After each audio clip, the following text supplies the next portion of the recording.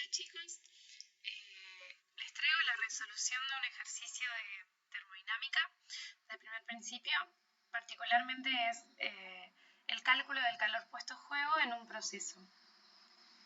Bien, el ejercicio dice qué cantidad de calor se necesitará para elevar la temperatura de una masa de hielo de 2 kilogramos que se encuentra a menos 5 grados hasta alcanzar los 30 grados centígrados, trabajando a presión atmosférica. Nos da la temperatura de fusión del agua, que son 0 grados centígrados, la entalpía de fusión por gramo, el calor específico del agua líquida y el calor específico del agua sólida. Para empezar tendríamos como que imaginarnos el sistema y pensar que a menos 5 grados el agua se va a encontrar como hielo, ¿sí? En estado sólido, y cuando lleguemos a 30 ya va a estar fundida, ¿sí? Como agua líquida. Bien. Para empezar a calcular, tendríamos que como ordenar un poco las ideas y consultar aspectos de la teoría. ¿Sí? Para eso puse una diapositiva que podamos ver, bueno, de qué es lo que depende el calor. El calor depende, por un lado, de la cantidad de sustancia, es decir, si yo tengo más masa voy a necesitar entregar mayor calor, de qué tipo de sustancia sea que estamos utilizando, es decir, cómo es internamente y cómo son las interacciones entre las partículas en su interior y de cuánto sea el cambio de temperatura, ¿sí? Vamos a definir dos tipos de calores.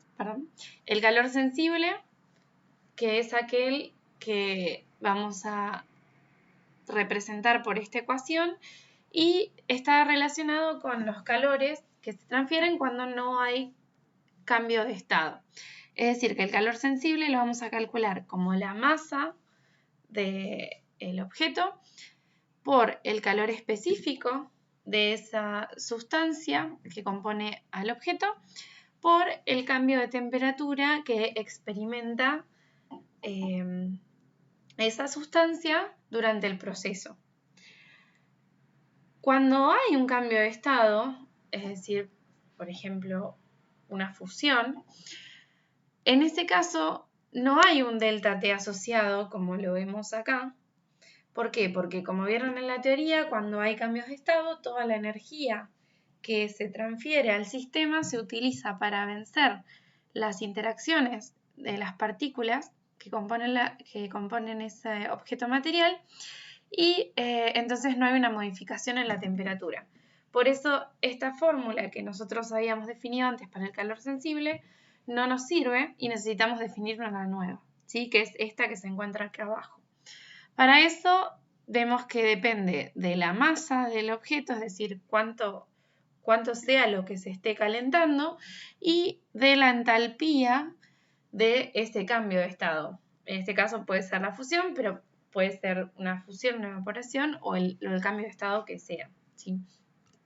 Si nosotros quisiéramos representar el proceso en un gráfico, fíjense, acá tenemos, si pudiéramos medir la temperatura en función del calor que vamos entregando, diríamos que las partes que son en pendiente, que son estas tres, involucran un calentamiento del sistema porque hay una variación en la temperatura, por lo tanto no hay un cambio de estado, y las partes horizontales son aquellas en donde sí hay un cambio de estado.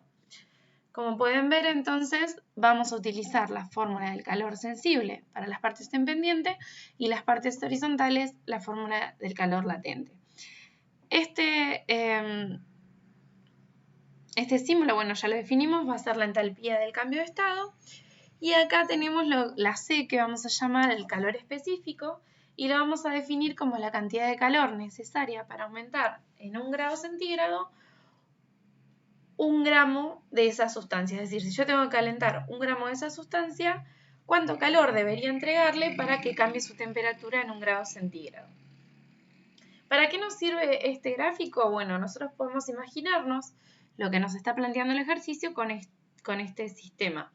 Si nosotros pensamos que vamos desde menos 5 grados centígrados hasta 30 grados, el agua podríamos pensar que se encuentra en estado sólido, es decir, por alguna parte por acá, y va a terminar en alguna parte de esta pendiente porque ya va a estar en estado líquido y se va a seguir calentando. ¿Eso qué quiere decir? Que nosotros vamos a tener que plantear el calor como una sumatoria de calores, ¿sí? Es decir, como decía, bueno, voy a tener un calor sensible en esta primera parte hasta que alcance los 0 grados y se funda, y otro calor sensible en esta segunda parte que va a ser cuando ya el líquido se empieza a calentar.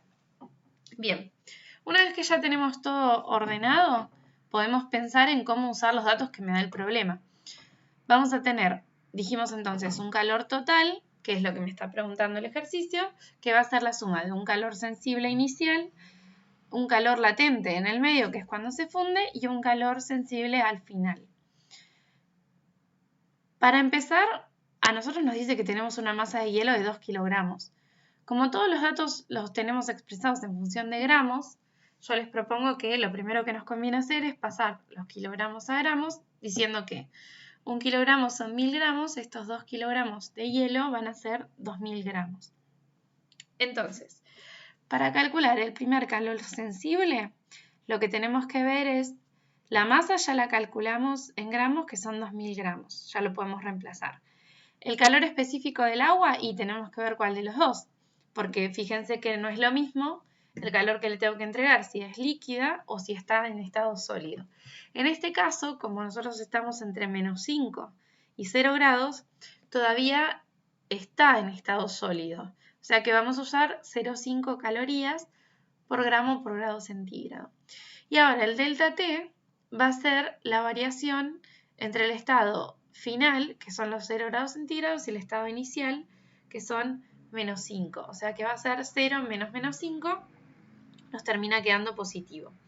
El calor sensible inicial nos va a dar 5000 calorías. Fíjense en todos estos tipos de problemas que las unidades que le den sean coherentes. Es decir, si estoy calculando un calor, tendría que estar en unidades de energía, ¿sí? Nos dan calorías, o sea que está bien. Ahora, para calcular este calor latente, necesitamos la otra fórmula, porque como dijimos, mientras que se está dando la fusión, no hay una variación de temperatura. Para eso, tendría que usar la fórmula del calor latente, que me dice que es equivalente a la masa por la entalpía de fusión. Pero ¿qué pasa? Esta entalpía de fusión me la están dando por joules por gramo. Y nosotros empezamos calculando en calorías. Entonces, si queremos hacer esta suma, necesitamos que estén todos en la misma unidad. Yo les propongo que primero pasemos los joules a calorías, diciendo que 4,18 joules son equivalentes a una caloría. Esos 333 joules van a ser 79,66 calorías. Ahora sí, podemos reemplazar este valor en la fórmula y nos va a quedar que el calor latente de esa segunda etapa va a ser igual a 159.320 calorías.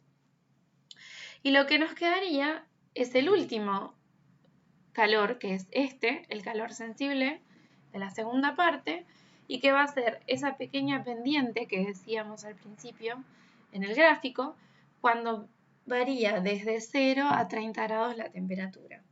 Tengo que usar la fórmula del calor sensible y reemplazar ¿cuál? La masa, nuevamente van a ser 2000 gramos, el calor específico del agua líquida es una caloría por gramo por grado centígrado, y ahora el delta T va a ser, la temperatura final es 30 menos 0 grados centígrados. Este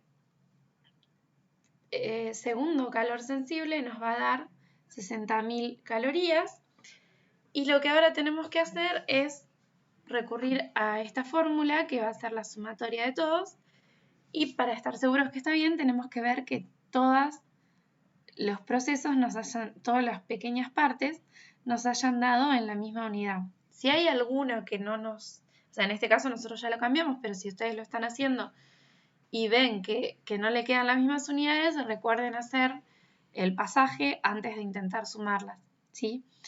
Bien, entonces la sumatoria de los 5000 calorías más los 159.320 calorías con los 60.000 calorías nos da una respuesta de que vamos a necesitar, para elevar los 2 kilogramos de masa de hielo desde menos 5 grados centígrados hasta 30 grados centígrados, vamos a necesitar 224.000 320 calorías, ¿sí?